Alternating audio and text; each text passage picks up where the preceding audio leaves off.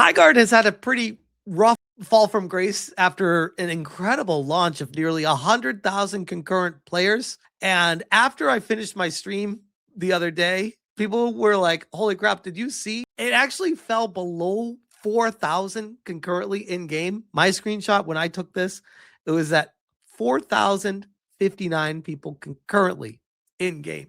I said Highguard is struggling to hold the 4,000 concurrent player line just 4 days after launching to nearly 100,000. This is one of the most insane stories in video game history. Yikes. So is Highguard a bigger flop than Concord now? No. I don't think it could ever be. If you consider that Firewalk Studios cost Sony an estimated 400 million, plus allegedly 400 million to make Concord with the marketing and budget for the 7 years of making it. You're talking about an $800 million game that lasted 2 weeks. I don't think there will ever be a game in history that does worse than that in our lifetime. I don't think it's possible. The only game that could fail worse would be if like Grand Theft Auto 6 didn't sell somehow. That's not even possible. So no, I don't think anything will ever beat Concord. And this was 4 days after launch. It went from nearly 100,000 down to 4,000 concurrent, and then went 3,800. And I'm like, is this going to keep going to zero? It eventually started bouncing back. And then following that, we had an update from Highguard themselves. And they said, you asked, we listened. All new 5v5 limited time mode playable now. New limited time mode. 3, 4, 5 versus 5.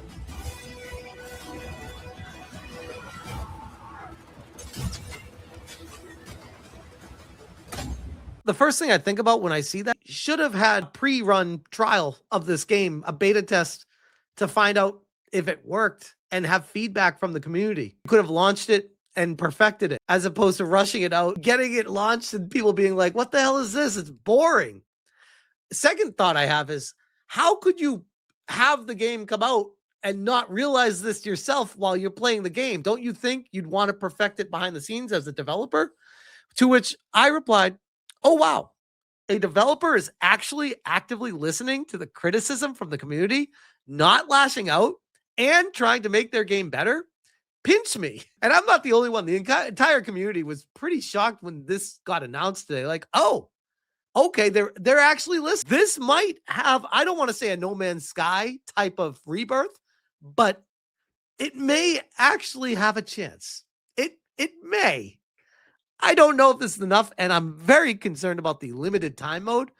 Why would you say limited time? Is this like a trial run to see if it works better? So many odd decisions at the company. Legendary Drop says, I'm going to admit oversight on my side. These guys being independent and having their backs against the wall means they can make changes in days that would take AAA studios months.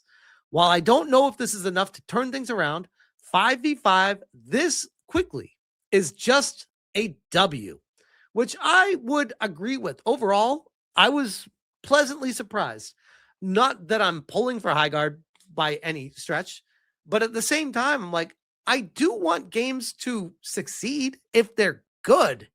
The problem is if they're bad games and they're telling you, eat the slop, it's good, just enjoy it and stop being negative. It's like, no, this is a conversation. Gamers don't want to be talked to. We want to have a conversation with the developers on how we can come to a conclusion of what works best for us to have fun and what works best for you to make money. And hopefully we can in the middle somewhere. Destin Ligari, who I believe was previous IGN, good stuff if they can adjust this fast. There's still a lot of work to be done, but it's nice to see them making tweaks.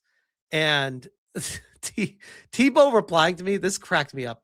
When I wrote the developer, he said, inside, you are two wolves. One wants Highguard to make the most spectacular comeback and see players return in droves. The other wants Highguard to shut down and Concord levels of failure simply to make Jeff Keighley look like a bigger clown than he already does. Come on, do something. And speaking of the player count of this game, I had this set up before I started recording. This is a Friday night at just past 11 p.m. Pacific time. Still not great, but definitely better than it was last night when it was reaching the 5,000 to 4,000 at around this time. This is respectable, and I think the latest update brought back a bump in players that are morbidly curious and at least hanging around to play it longer. I do want to highlight before I go on to the story on this, because it is absolutely hysterical. And of course, Jeff Keighley commenting on this. Highguard has added a 5v5 raid mode to the game, playable today. And Deviant, this doesn't fix the fact you barely shoot a gun until the sword regenerates, unfortunately. They need to add more action. Half the match, you just collect blue crystals and open chests. Then you shoot, finally, match ends. And then you don't shoot again while grabbing more crystals. No thanks. That guy from high school. Blink twice if the Highguard dev team is holding you hostage. We had Asmongold reply, Jeff, ... And he ratioed, Asmongold ratioed Jeff Keighley with the just writing Jeff. Oh, God, that's classic. Insider Gaming. Highguard adds 5v5 raid, playable now. Highguard has added a gameplay mode, now available to play. Highguard has added a 5v5 raid mode. The mode is now live, but it will be available for a limited time. The mode is experimental and is only playable this weekend. That is not great. Why would they do that? I have so many questions. Maybe they're uncertain, but how about doing this? Giving the opportunity of both game types in the first week of launch to see what the community gravitates more to, and look at the stats of concurrent players, game time length, gameplay, and then view player feedback afterwards by giving people the option of which is being played more. And if it ends up being 5v5, just implement that in the long run.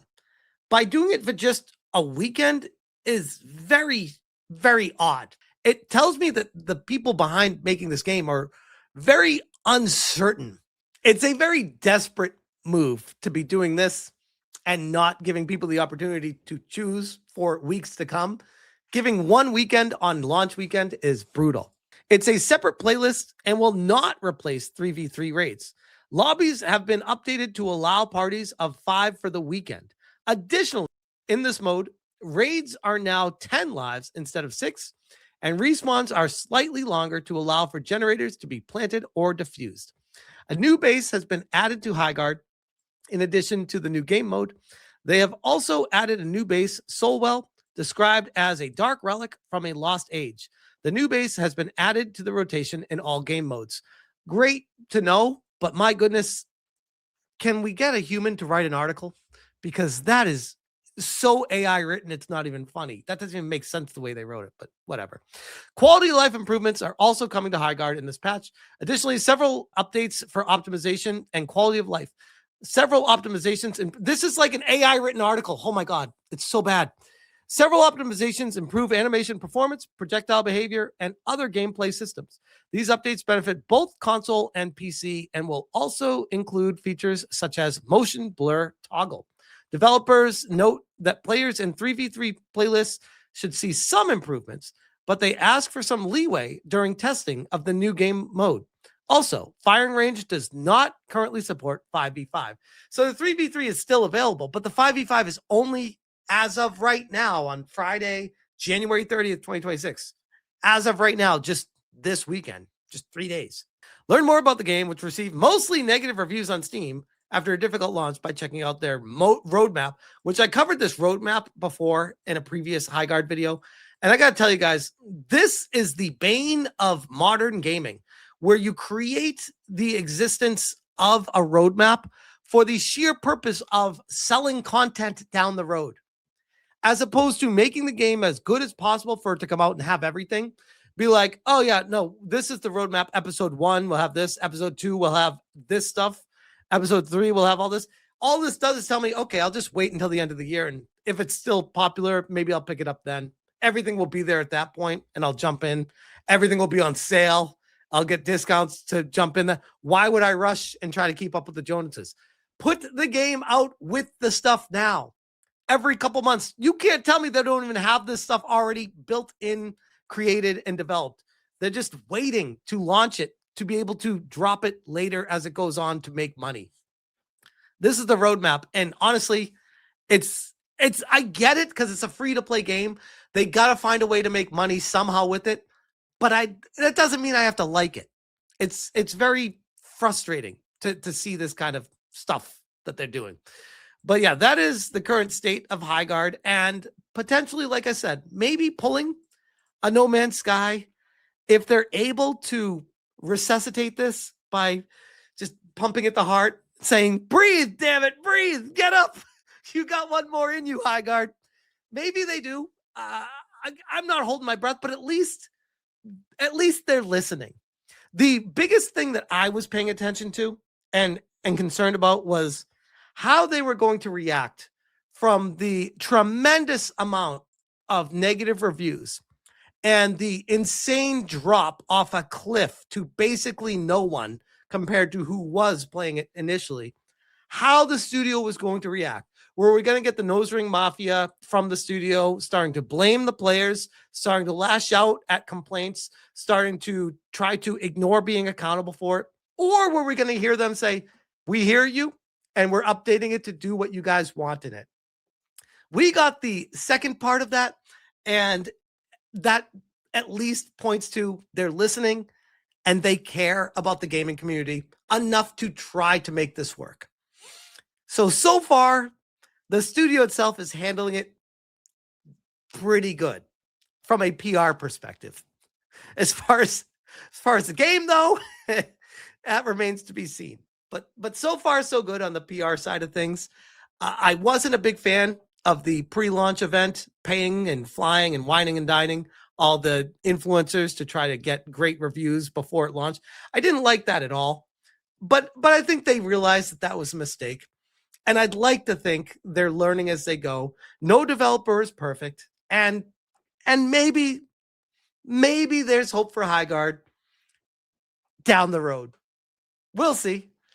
But as of right now, on a Friday night, it's still dropping in player count. So we'll see. But I'll leave that there.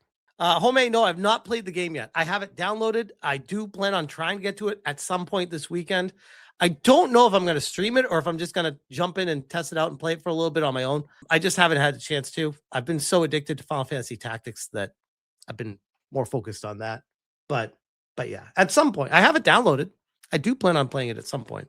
And in a weird way, I don't want the game to fail. I also don't necessarily care if it succeeds, if that makes sense. I'm just kind of what do they call it in Minnesota with the ice? A legal observer of Highguard. That's who I am.